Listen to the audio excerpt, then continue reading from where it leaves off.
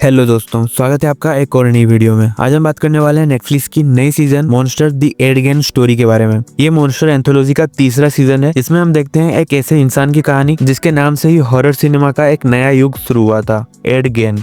तो क्या ये सीरीज देखने लायक है या फिर नहीं? तो बिना टाइम वेस्ट किए चलते हैं इस डार्क और डिस्टर्बिंग दुनिया में। सबसे पहले बात करते हैं मॉन्स्टर एंथोलॉजी के बारे में। ये नेटफ्लिक्स का एक ट्रू क्राइम सीरीज प्रोजेक्ट है जिसका पहला सीजन था धामेर, दूसरा था मेनेंडेज ब्रदर्स और अब तीसरा season the Ed Gein Story. Ed Gein असल में 1950s के अमेरिका का एक ऐसा क्रिमिनल था जिसके क्राइम ने हॉरर सिनेमा को हमेशा के लिए बदल दिया। उसने सिर्फ 2 मर्डर्स किए, लेकिन सबसे शॉकिंग था उसका ग्रेव रॉबिंग और ह्यूमन बॉडी पार्ट्स का यूज, जिसे हॉरर कैरेक्टर्स जैसे साइको के Norman bets, Texas chainsaw massacre के लेदरफेस और साइलेंस ऑफ द लैम्ब के बुफालो बिल इंस्पायर्ड हुए। इस सीरीज को बनाया है आयन ब्रेंडन ने और रियान मुर्फी इसके एग्जीक्यूटिव प्रोड्यूसर हैं। लीड रोल में है चार्ली हुनम एस एड गेन और लोरी मेटकाफ उनकी माँ अगस्ता के रूप में है। सीरीज में 8 एपिसोड्स हैं। हर एक एपिसोड एड के जीवन का अलग स्टेज को दिखाता है, चाइल्डहुड से लेकर उसके क्राइम तक। सीरीज एक साइकोलॉजिकल जर्नी है एक ऐसा इंसान की जो अपनी माँ के एक्सट्रीम कंट्रोल और रिलीजियस ऑब्सेशन के बीच अपनी पहचान खो देता है। शो का टोन स्लो है, डिस्टर्बिंग और आर्टिस्टिक है। आर्टिस्टिक इसीलिए क्योंकि एड गेन जो है वो लोगों को मारता है, मारने के बाद उनके चमड़े काट कर चीजें बनाता है, जैसे मास्क बनाकर पहनता है, लैंप बनाता है, क्रिएटिविटी दिखाता है अपना। और क्या कई जगह सररियल सीन्स दिखाए गए हैं, जैसे एड के हेलुसिनेशन और इमेजरी जो उसके दिमाग के अंधेरे को सिंबलिकली दिखाता है। थीम्स की बात करें, मदर सन रिलेशनशिप, एड और उसकी माँ के बीच का रिश्ता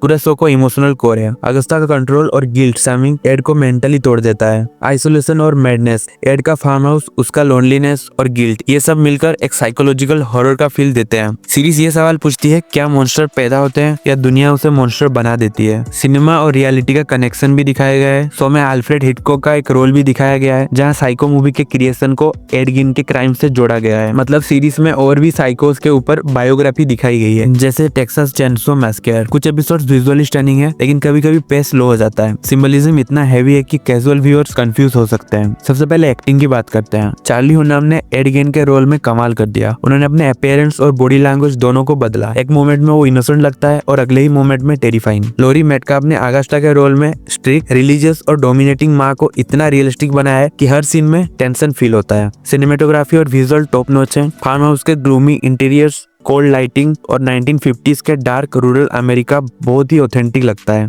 साउंड डिजाइन भी आउटस्टैंडिंग है। क्रीपी व्हिस्पर, बैकग्राउंड हार्म और साइलेंस का यूज हॉरर को एम्पलीफाई करता है। बस कहीं कहीं एडिटिंग थोड़ी स्लो लगती है और कुछ सीन्स अननेसेसरीली आर्टिस्टिक लगते हैं, जैसे मैंने बताया कि लैंप बनाना, वो सब कुछ। अब बात करते हैं रियलिटी और फिक्शन के बीच के फर्क की। शो में दिखाया गया है कि एड ने अपने भाई को मार दिया था, जबकि असल में वो एक फायर एक्सीडेंट था जिसमें एड के इन्वॉल्व होने का कोई प्रूफ ही नहीं मिला। दूसरा, एडलिन वाटकिंस का कैरेक्टर भी ड्रामेटाइज है। रियल लाइफ में उसने कभी गीन के साथ रिलेशनशिप होने की बात वापस ले ली थी। शो ने नाजी, इमेजरी और ईस्ट कोस्ट जैसी कैरेक्टर्स को सिंबलिकली ऐड किया है। ये सब गीन के माइंड के एविल को दिखाने के लिए किया गया, लेकिन कुछ लोगों को ये ओवर द टॉप लग सकता है। स्ट्रेंथ और वीकनेस की बात करें, चार्ली हुनम की परफॉर्मेंस काफी बढ़िया थी। विजुअल और सेट डिजाइन भी काफी कमाल के हैं। डीप साइकोलॉजिकल स्टोरी टेलिंग देखने में मजा आता है। हॉरर और सिनेमा का कनेक्शन का यूनिक एंगल भी दिखाया गया है, जो कि काफी अच्छा था। वीकनेस भी है, पेसिंग अनइवन है, कुछ सिंबलिक सीन्स कंफ्यूजिंग लगता है। रियल लाइफ सेंसिटिविटी को कभी कभी इग्नोर किया गया है। नैरेटिव क्लैरिटी कभी कभी लॉस हो जाती है। बाकी ये थर्ड पार्ट है, सेकंड पार्ट से तो काफी अच्छा है। बाकी फर्स्ट पार्ट तो मास्टरपीस है। इन तीनों ही सीरीज का आपस में कोई कनेक्शन नहीं है, ये एक एंथोलॉजी प्रोजेक्ट है।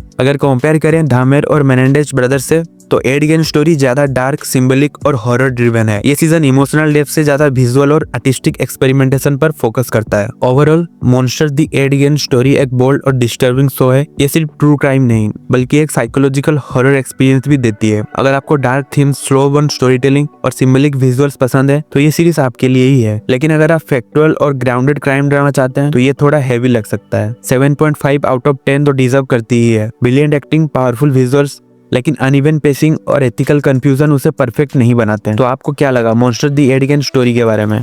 आपने देखा या नहीं देखा?